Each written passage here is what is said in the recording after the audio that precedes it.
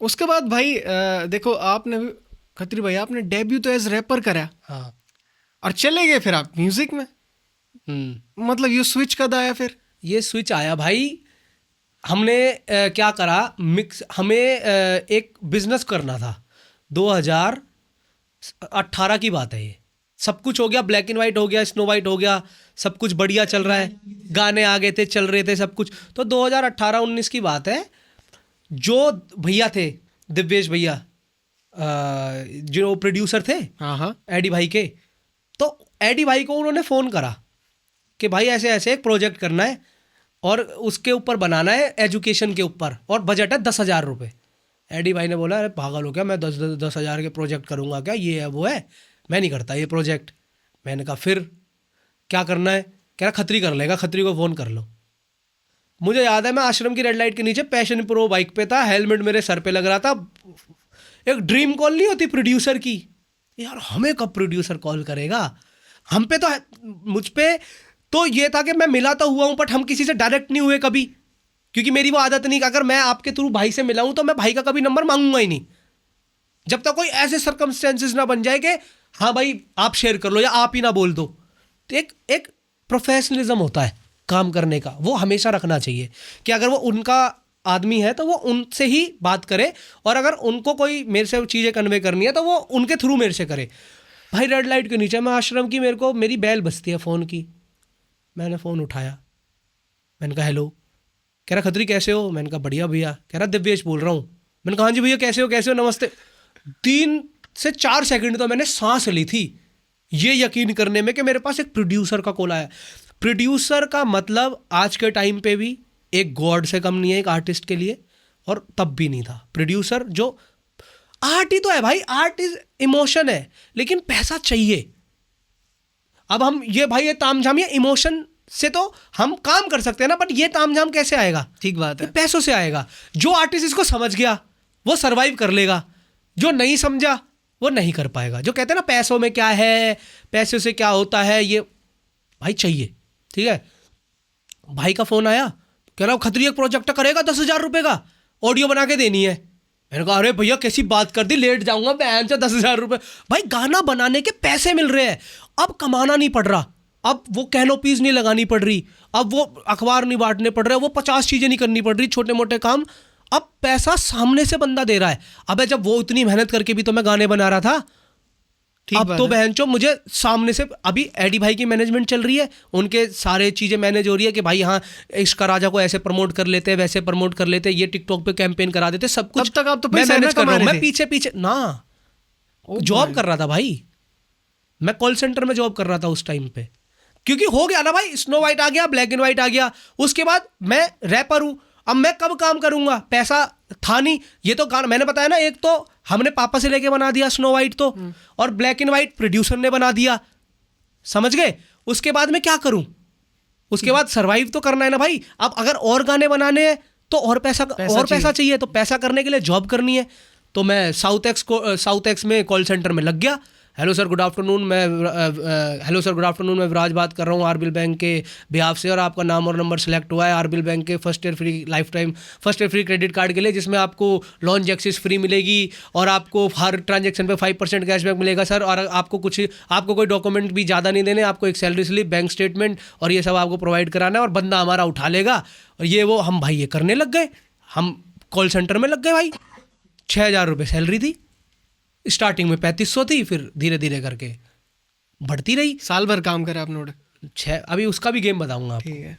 अब ये पैल रैली चल रही है, शंकर जी का, भगवान भोलेनाथ का, महादेव का हमेशा से ना एक ये रही है पीछे, बैठने नहीं दिया। जब जॉब कर रहा था ना तब भी महादेव चैन से नहीं बैठे थे कि तू करेगा, तुझे मैं अपने, अब मैं तो काम कर रहा हूँ ना भाई, म्यूजिक से मैं कट ऑफ हो गया। अब मैं जो अगर आईडी भाई ने बोल दी, मान लो आपसे किसी आपके बड़े क्रिएटर ने बोल दी यार तू मेरा माइक सेट कर दे, तू मेरा ये कर दे, तो मतलब आप जैसे आप पॉडकास्ट कर रहे हो, अब आपका कोई एक वो है बंदा जो वो पॉडकास्ट करता है, तो अगर वो आपसे मान लो कि जैसे कोई बहुत बड़ा पॉडकास्टर है, वो आपसे बोल देगा यार थोड़ा कैमरा सेट कर दे, तो आप मना थोड़ी करोगे, आपका वो है यार बड़ा भाई जैसा है। तो एडी भाई मुझे जो जो छोटा मोटा काम देते रहते थे, उनके शूट पे जाना, ये करना वो करना, वो मैं करता रहता था। पार्टी लाइक का सुपरस्टार बनाया उन्होंने, और बहुत गाने बनाए मिक्सिंग के साथ, अच्छी लगती हो बनाया, तो सबके शूट पे गए हम, अपना करा। बट वो भाईचारा चल रहा था टोटली, वहाँ से मेरे को पैसा कुछ नहीं आ रहा था। पैसा ना था। पैसा मेरे को मेरी जॉब दे रही थी 3500 रुपये स्टार्टिंग में कॉल सेंटर की। मैं अपना सुबह मैं अपनी इंस्टीट्यूट करता था जेट किंग, जो मेरे फादर साहब ने बोली थी बहन चो कुछ तो कर ले, मैं वो करता था। फिर मैं 3-4 घंटे जॉब करता था, शाम को जॉब करता था, सुबह मैं अपना पढ़ाई करता था। भाई सीन क्या हुआ, अब जब वो कॉल आई, जेट किंग कर रहा हूँ मैं, पढ़ाई कर रहा हूँ, शाम को मैं जॉब कर रहा हूँ, ठीक है। उसके बाद में अब प्रोड्यूसर आ गया एकदम से, फिर आ गया म्यूजिक मेरी जिंदगी में अपने आप ही। उसने कहा एक ऑडियो बनानी है स्टूडेंट की, समझो यहाँ तक क्या बोला मैंने, म्यूजिक अपने आप आ गया, वो कॉल अपने आप आ गई मुझे। ये जो बातें हो रही है ना भाई, ये बिल्कुल मेरी, ये मान लो मैं आपसे पहली बार ही शेयर कर रहा हूँ इसको सोशल मीडिया पे या मतलब पॉडकास्ट में।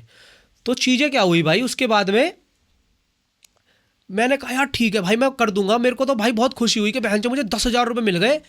आसमान में देखा, हेलमेट पहना, घर चल दिया, घर गया। अब देखा कि कौन कर रहा है आसपास, 10,000 में कौन कर रहा है, ठीक है, समझ रहे हो, 10,000 में कौन कर रहा है। अब मैं जिस स्टूडियो गया, उस स्टूडियो में एक ऑडियो वाला जो 10,000 में कर रहा था वो बैठा था, और एक वीडियो वाला भाई बैठा था। ऑडियो वाला प्रशांत था और वीडियो वाला लक्की था। ये दोनों लड़के थे, ये मुझे जानते थे बिकॉज ऑफ हमने गाने इस कर दिया भाई, आप ये वो पैर वैर छुए इसने, मतलब पूरी इज्जत। मैंने कहा बहन, हमने ऐसा क्या कर दिया भाई, आके नमस्ते कर रहे।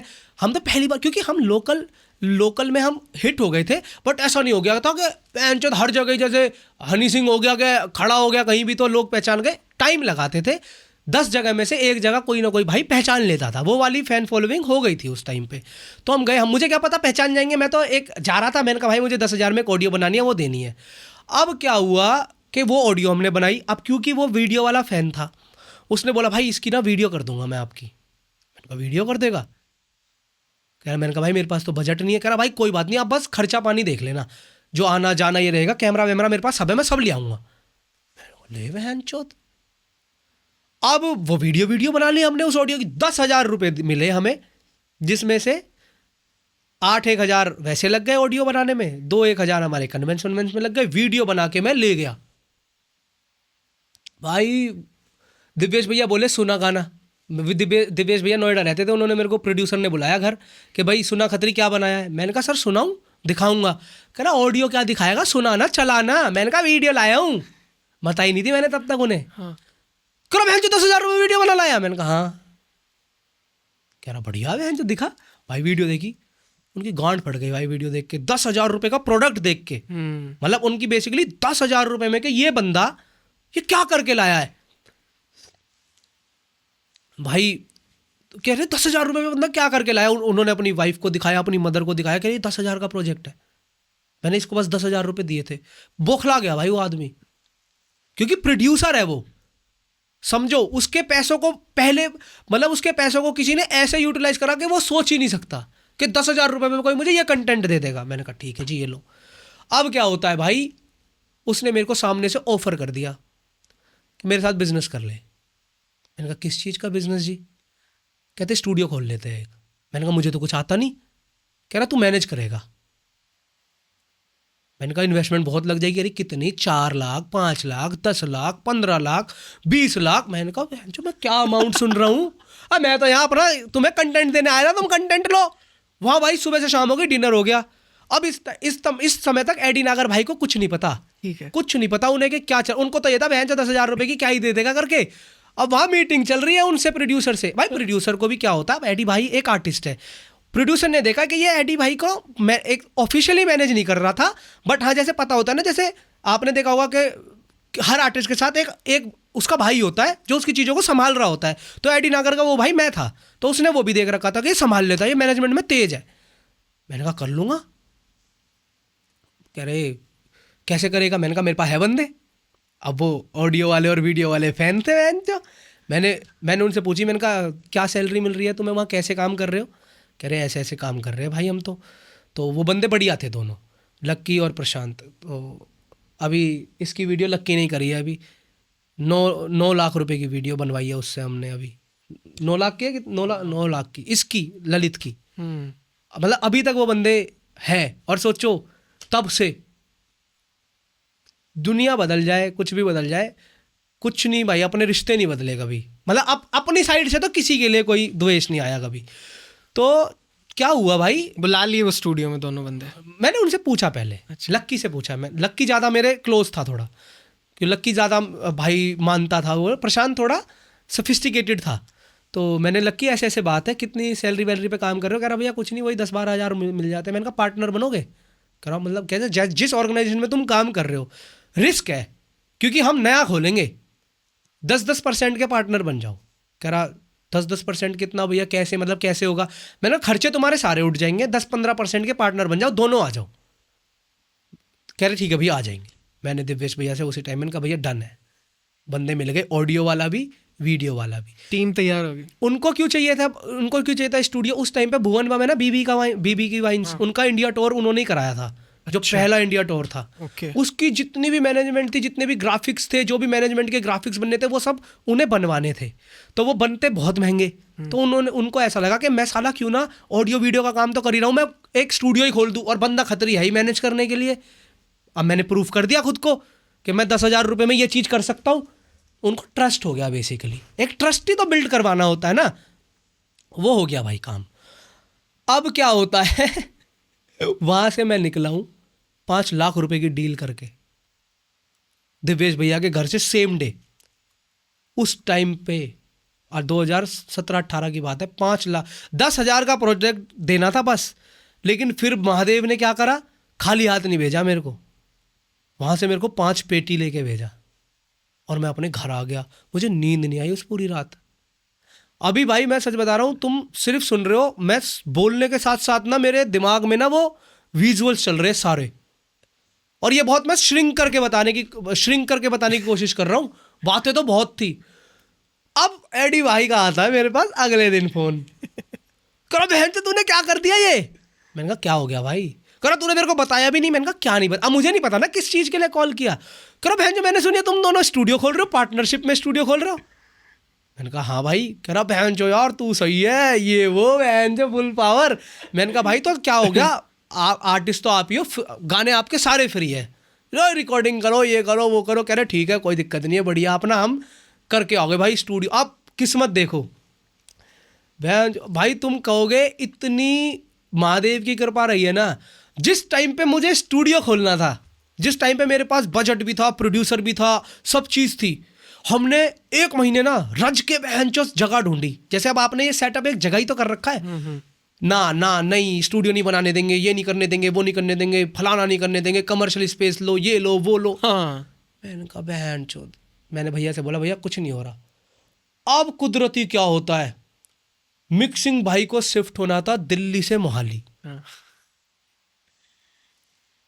और कह रहे थे मैं बेच रहा हूँ अपना स्टूडियो। ठीक है। सेटअप जैसे मान लो आप ये पॉडकास्ट का सेटअप किसी को हैंड ओवर करके चले जाओ। टेबल आज भी वही टेबल है मेरे पास, वही टेबल है, मैं उसी पे काम करता हूँ। जितने भी गाने बने हैं सेम टेबल पे बने हैं आज तक मेरे। मिक्सिंग भाई क्या दे के गए, एक एसी, टेबल और साउंड प्रूफ रूम और जगह तिलक नगर में। जिस स्टूडियो में बैठ के हमने वो 25 रुपये लेके जेब में वो डील करी थी, आज हम उस स्टूडियो के ओनर बन गए। भाई साहब मोमेंट हो गया ना। पार्टनरशिप 1 साल बढ़िया पार्टनरशिप चली। फिर किसी रीजन से भैया को, जो दिव्येश भैया, उन्हें इंडिया छोड़ के जाना पड़ गया, या जो भी है कहीं भी गए मुझे नहीं पता। उन्होंने अपना इंडिया से सारा बंद कर दिया। उन्होंने कहा खतरी हिसाब कर लेते, जो मेरे पे आएगा जो तेरे पे आएगा वो कर लेते हैं। फिर एडी भाई वगैरह हमने सबने बैठ के हिसाब कर लिया, और भी बहुत बातें थी वो बहुत लंबी हो जाएंगी, तो वो हिसाब। अब उसकी 100% ऑनरशिप, पहले 50 थी, वो मेरे पे आ गई। ठीक है। 1 साल बाद, मतलब ऑनर तो हम तभी बन गए थे। भाई तुम सोचो ना, जिस जगह तुम 25 रुपये लेके जेब में जा रहे हो बहन जो डील करने, बहुत तुम्हारा स्टूडियो है। अब मिक्सिंग पाजी का स्टूडियो था, अब वो खतरी का स्टूडियो है। बहन जो जीतते जा रहे हैं लाइफ में, बस मेहनत कर रहे हैं।